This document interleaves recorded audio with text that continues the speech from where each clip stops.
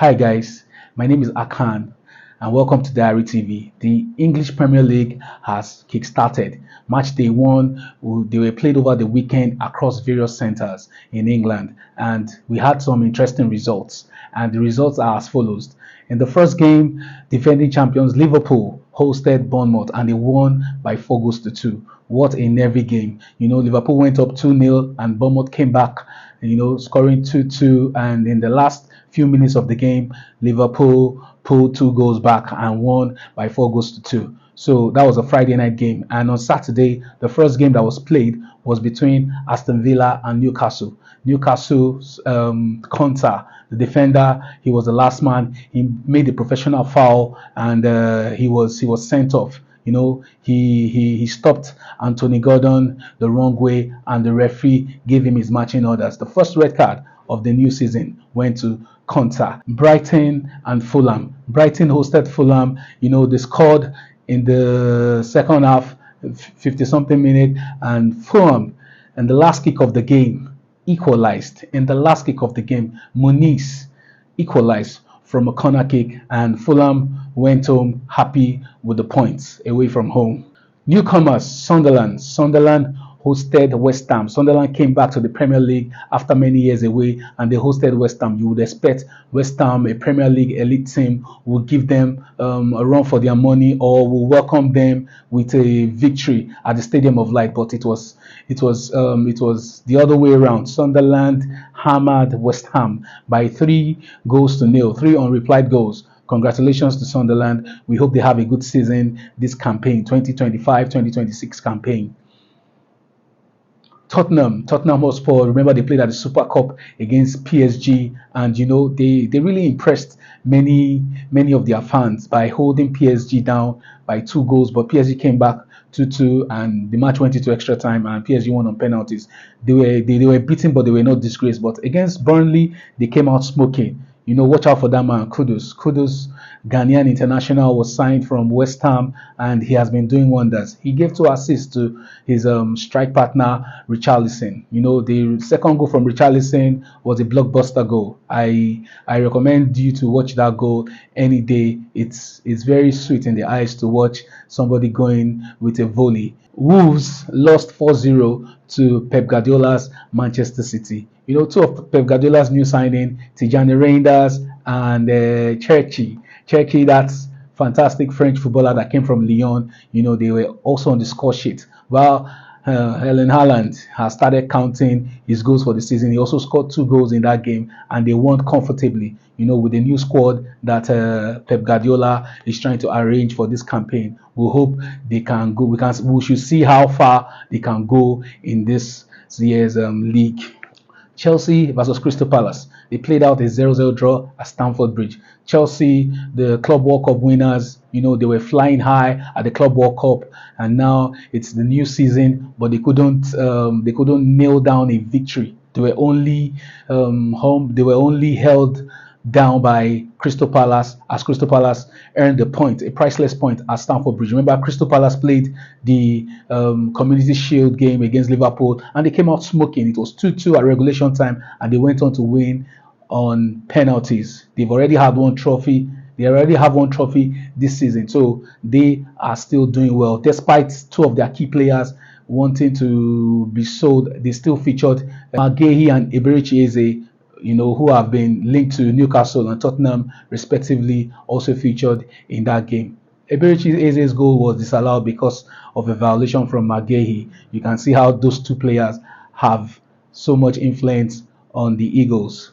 Palace 0, Chelsea 0 at Stamford Bridge. Nottingham Forest 3, Brentford 0. Nottingham Forest 3 first-half goals. Fantastic game. They qualified for they qualified for the Conference League and they are taking it where they left off last season. They did so well last season, only to just miss out on the last few match days of the 2024-25 season. But the 2025-26 season, they started well at their stadium and now they've won 3 goals to 1. They beat Brentford 3-1. Manchester United Arsenal. What a game. what an interesting game of football. Arsenal has not beaten Manchester United at Old Trafford for a while, but that game at Old Trafford, it was just a Calafiori header.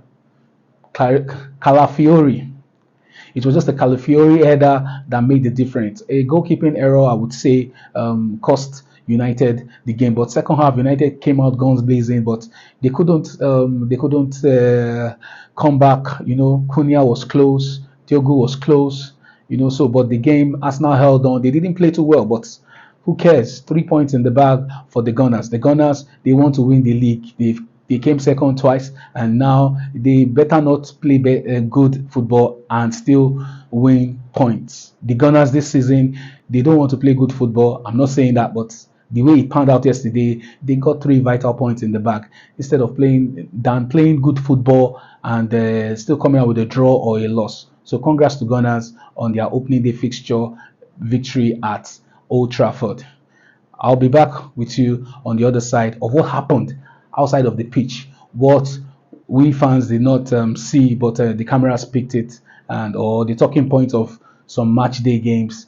I'll meet you. I'm still Akan. Thank you. Welcome back to the second part of this interesting analysis brought to you by Diary TV. I am Akan. The first thing that happened was the post-match conference. Arne Slot, Liverpool's coach, he made a very emotional statement in that game. Everybody played for Diogo Jota. In the 20th minute of that game, the fans stood up. All the fans at Anfield stood up and they were clapping to honor the late striker who had an accident.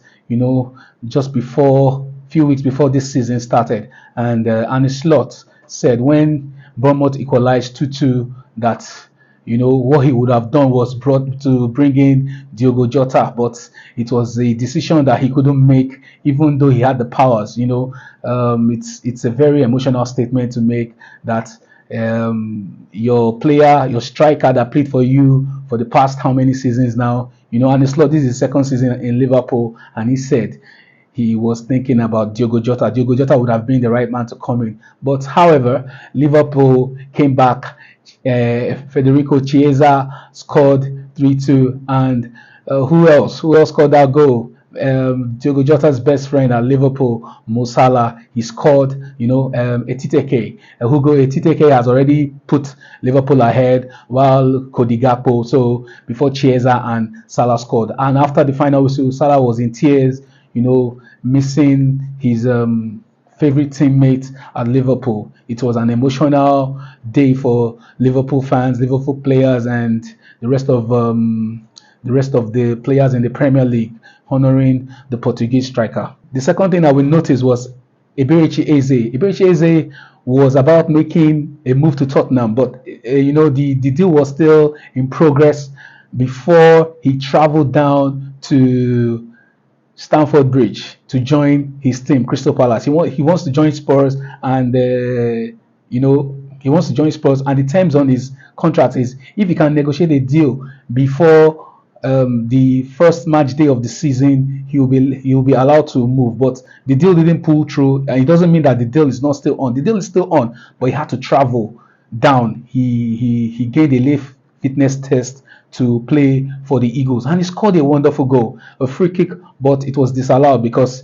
McGahe's intervention. The new free kick rule. The team taking the free kick, none of the players should be close to the team defending the free kick. You should be 1 meter away, exactly 1 meter away. And what McGahey did, McGahey ran into Caicedo to create space, that space that Eberechi Eze's shot passed through to beat the goalkeeper. The goalkeeper was blindsided. He didn't see the ball. He just dived, and after the ball went into the back of the net, that was when he dived, in my own point of view. So Eberechi Eze, mixed feelings. I think it should be his last game because the management of Crystal Palace can now decide that, okay, this was what was in the agreement for you to leave before match day 1, but he had to still honor the club. I think the club would still give him that chance to go all out to negotiate with Spurs. Tottenham Hotspur will be playing in the Champions League, while Crystal Palace will also be playing in the Europa League because they won the FA Cup. So mixed feelings for Eze, but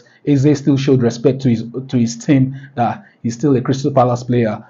Another Crystal Palace news is from Magehi. Magehi, who was in the incident of that free kick, he was spotted with the coach of Crystal Palace. After the final whistle, the coach walked into the pitch and was calling Magehi. Magehi just walked away. He looked at him and he walked away into the dressing room. I don't know why that happened. Probably there must have been a little misunderstanding. While listening to Roy Keane said, you don't need to confront a player on the pitch. Everything that happens should happen in the dressing room. Everything that happens should happen in the locker room, and he said that was uncalled for by the coach. Oliver Glasner has been doing well since he became coach of Crystal Palace. Winning them a trophy after 40 something years of waiting, and I think that issue should be resolved behind closed doors, because Maguire has also been linked out of Crystal Palace. Maguire has been linked to Newcastle. Even last season, he was linked, but he was not released. So we don't know probably if that will be the talking point of their disagreement. Well, only God knows, but in a couple of days, we should know what is cooking. Manchester United fans on social media criticized the referee for not calling an infringement. Gabriel was in front of the new goalkeeper, Alte Bayender. Alte Bayender was number one because David Onana was not even listed in the game. Tom Heaton was second goalkeeper on the bench. So Alte made, to me, from my own point of view, Alte made an error. But from the cameras, people still think Gabriel prevented the goalkeeper from making the decisive punch, and the punch was not even strong enough. And before Calafiori, just made the header to go across the line for Arsenal's goal. Amorim was asked in the post-match conference, and you know what he said? He said the goalkeeper concentrated on the player, not on the ball, because he would have given a decisive punch to that. He would have, punched clearer than what he did, because it was like a slap on the ball, and the ball still went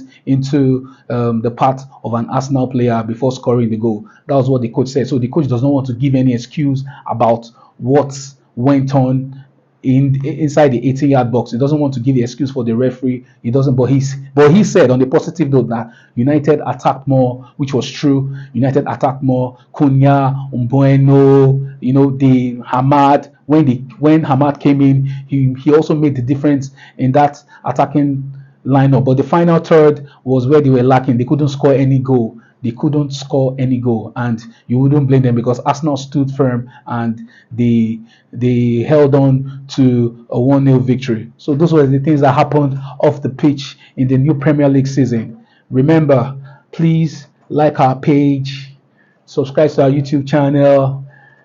Please bring in your comments. Fans of different clubs, bring in your comments on what Diary TV is giving you. You can make suggestions also. Just bring in your comment. Just tell us what you feel. Any topic that we are discussing, you are free to make your comment and let us share with you. We will respond to you in the comment section. Please stay tuned. Once again, I'll come back with some bit of analysis of football. I remain Akan. Thank you.